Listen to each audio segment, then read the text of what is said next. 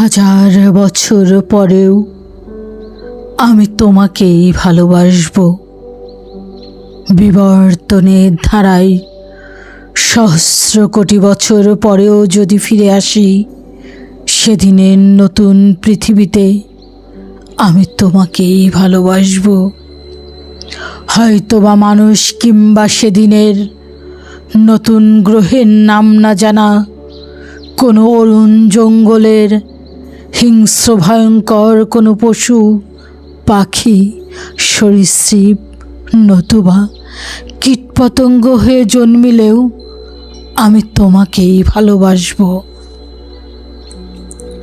আজকের এই অনুভূতিটা তখন অন্যরকমও হতে পারে।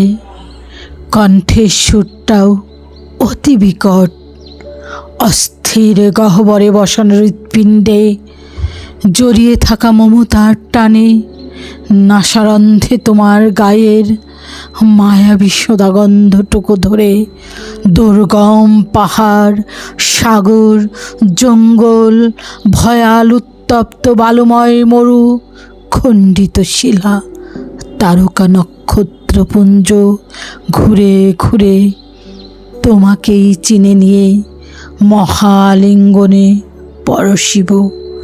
আমি তোমাকেই ভালোবাসবো।